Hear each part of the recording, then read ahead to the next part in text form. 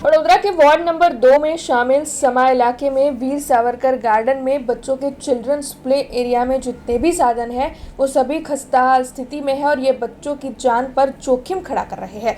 तब इस मामले में वडोदरा महानगर पालिका की लापरवाही को लेकर हर कोई सवाल उठा रहा है और रोष जता रहा है। स्मार्ट सिटी वडोदरा में लाखों करोड़ों रुपयों के खर्च पर विकास के कार्यों को तेजी दी जा रही है, लेकिन वडोदरा महानगर पालिका में दिया तले अंधेरा जैसा घाट देखने मिल रहा है। दरअसल वार्ड नंबर 2 समा इलाके में वीर सावरकर गार्डन मौजूद है, जहां पर रोजाना 200 से ज्यादा सीनियर सिटीजन के साथ चिल्ड्रन यानी कि बच्चे भी आते हैं। वहां पर चिल्ड्रन प्ले एरिया है, जहां पर बच्चों के खेलने कूदने के लिए कई साधन मौजूद है, लेकिन काफी वक्त से इन साधनों के खस्ता हाल है। यहाँ तक कि इन साधनों के ऐसे खस्ता हाल है कि किसी बच्चे को चोट लग सकती है या फिर किसी बच्चे की जान पर भी बना सकती है।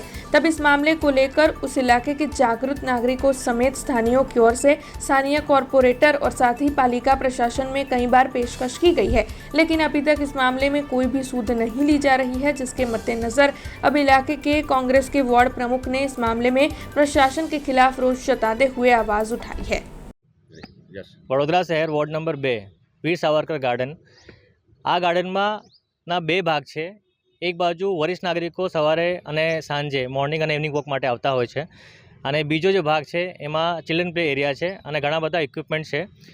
70થી 80 બાળકો અને 100થી 200 વરિષ્ઠ નાગરિકો દરરોજ અહીંયા આવતા હોય છે, પરંતુ 6 થી 8 મહિનાથી આ જે ગાર્ડનની હાલત આટલી જર્જર થઈ ગઈ છે અને આટલી ખરાબ હાલતમાં ઇક્વિપમેન્ટ્સ છે કે છોકરાઓને દરરોજ જીવનો જોખમ હોય છે।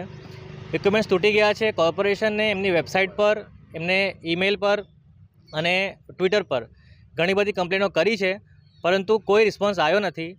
છેલ્લે વોર્ડ નંબર 2ના કોંગ્રેસના જે અધ્યક્ષ છે ડૉક્ટર નિકુલ પટેલ, એમણે વહીવટી કચેરીમાં લિખિત કમ્પ્લેન આપી, પરંતુ એનું પણ કોઈ ઉકેલ આવ્યો નહીં।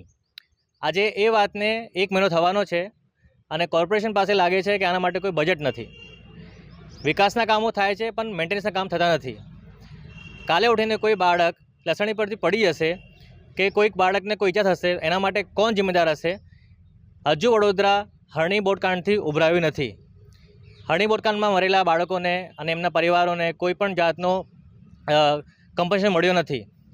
તો શું તંત્ર હજુ પણ ઊંઘે જ છે? આ મુખ્ય મુદ્દો છે।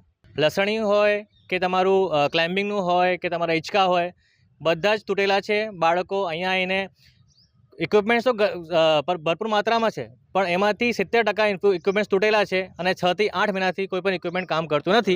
વીએમસીને રજૂઆત કરી છે, 6 થી 8 મહિના થઈ ગયા છે રજૂઆત કરેલા, એમની વેબસાઇટ પર કરેલું છે।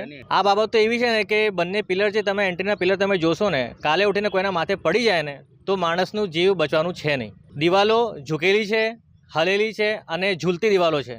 हमसे जुड़े रहने के लिए हमारे YouTube चैनल को सब्सक्राइब करें और नई वीडियो की नोटिफिकेशन के लिए बेल आइकॉन को दबाएं।